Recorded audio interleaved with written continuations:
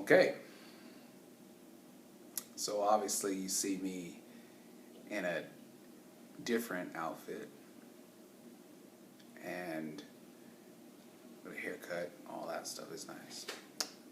Alright, so this video is really about first impressions. First impressions are lasting impression. Mike Mayock, he is a sports analyst reporter for NFL. He said, best indicator of future performance is past performance, right? And so he was talking about in regards to NFL player Jadaveon Clowney and why he would select Khalil Mack instead of Jadaveon Clowney. Jadaveon Clowney had a really great season 2 seasons ago, and he was off the charts, sack, getting a lot of sacks and everything. Then last year, he decided, hey, for whatever reason, he only ended up with 3 sacks. And for a person that's supposed to have all these freakish abilities, all the metrics off the chart and everything, you would think that he would be able to he would have tripped over at least 7 or 8 sacks. Well, his excuse was, or how he explained it was, he was triple and double teamed. Well, think about this. If you're supposed to be the best player, the best defensive player in the SEC, or in college, and you're double and triple teamed, and you can't get more than 3.5 sacks, what's going to happen when you get to the NFL and all of the players that's in the NFL were star players in college and went crazy and everything? You would think that he would have still tripped over about 7, 8 sacks. What that tells me, and what that probably tells a bunch of people, is maybe his heart isn't completely in the game. I predict that he's probably going to be a diva player. He's going to probably play really well a couple seasons. Other seasons he's not going to get up. If the team is losing and he goes to a loser and everything, he's probably just going to sandbag it. I predict that right now. Unless he goes to a team where they have a strong infrastructure, they're really going to be able to get the best out of him. Now, on to my topic, right? Best indicator of future performance is past performance. All right? So I just made a judgment about Jadaveon Clowney, okay, based upon his past.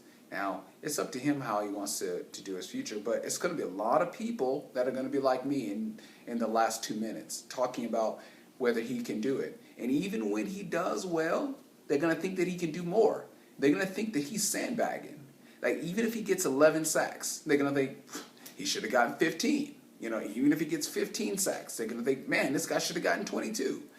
It's like there's always going to be a question of whether he actually did everything that he needed to do. Well, why is this applicable? I'll give another example, personal. I started working at the current place that I work with, and I used to wear a suit every single day. Everybody used to see me wear a suit every day. And when I didn't wear a suit, people thought something was weird. So, long story short, I started dressing more business casual, dress down, things like that. And then all of a sudden today, I decided to wear a suit again. Automatically, people are thinking, what's going on? Apparently, Sage is going to be going for a job interview or something like that, or something big is happening. I mean, he's wearing power suit, he's got blue on, he's got the tie, he's got the alligator shoes on and everything, and so he's got a haircut, so automatically something is getting ready to happen. Well, nothing was happening. I just decided that I wanted to wear a suit today, and so first impression is that I'm one way. Then I had another impression that was the second way, and they thought that I was that way. So, as you can see from my examples, first impressions are lasting impressions. Well, why is any of this important? Because when you raise children and you want them to market to the buyers that's in front of them, that first impression is going to be the impression that carries that buyer of you. So if you're a student that, you know, you dress like a rocker, you dress like a thug, you look like a criminal, and all these other things, and they give indicators you carry yourself like this, then the people with the first impression of you, that's exactly what they're going to think of you.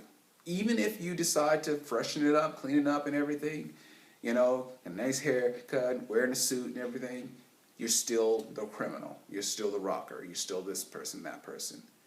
The point I'm trying to make is you have to market yourself the way that you want to be seen.